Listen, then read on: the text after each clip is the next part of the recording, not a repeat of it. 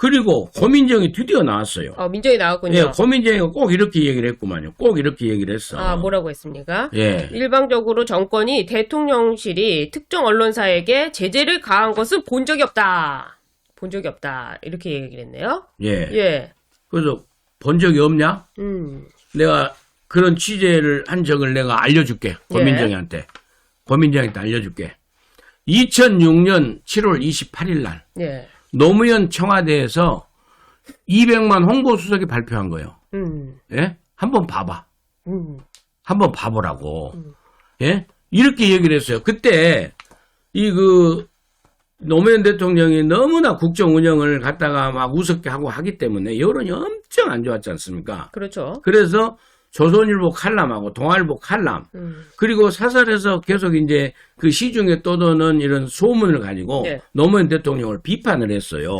그때 비판을 했더니 청와대 홍보수석이 나와가지고 저런 성명서를 발표를 했어요. 그렇습니다. 예. 그 당시에 나온 칼럼이 세금 내기 아까운 약탈 정부와 그리고 계륵 대통령이라는 그 칼럼이거든요. 예. 근데 이 칼럼을 두고 언론 보도에는 금도가 있다.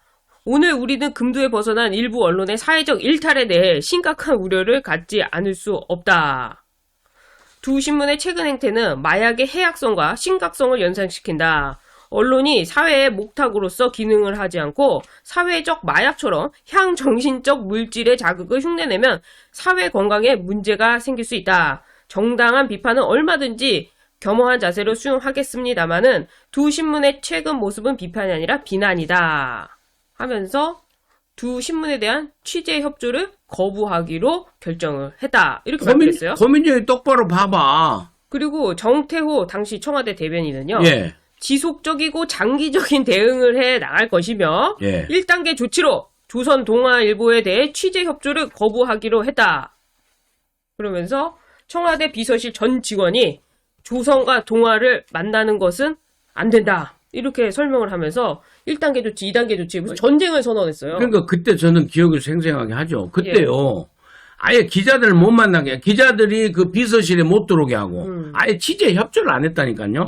그러면서 나중에 이제 다른 일로 해가지고 기자실 대못 쳐버렸다고 이제 우리가 그렇게 표현을 하는데, 기자들을 아예 접촉을 금지시켰어요. 그러니까요. 청와대 스태프진들이 아예 기자들이 못 만나게 그렇게 했다니까요. 청와대 전 직원이 이 전화 취재 응대와 직접 만나는 것을 거부하는 방식이 될 것이다 하면서 다 만나지 마라 이렇게 했어요. 근데 고민정은 아무것도 모르는 것이 일방적으로 정부 대통령실이 특정 언론사에게 제재를 가한 것은 본 적이 없다는데 제재를 가했잖아. 2006년 7월 28일 날. 그러니까 말입니다. 장기간 그랬어요. 그러면서 두 언론사한테 사회적 마약이라고 했어요. 그렇게 막말하고. 그렇게 말해요. 그런데 무엇이 본 적이 없어. 네가 본 적이 없지. 좀 공부 좀 하고 의정활동 좀 해. 그러니까 말입니다. 자료 좀 잘 찾아보고. 네한테 나가는 세금이 아까워. 고민정이 너. 그 기자실에 대못을 박아가지고 인터넷도 끊어버리고 원고 송고를 못하게 해서 저렇게 바닥에 앉아가지고 막 썼다는 거 아닙니까? 기자실을 폐쇄해버렸다니까요. 그러니까요. 기자 그 출입처 부스 있지 않습니까? 그걸 아예 폐쇄해버렸어요. 예?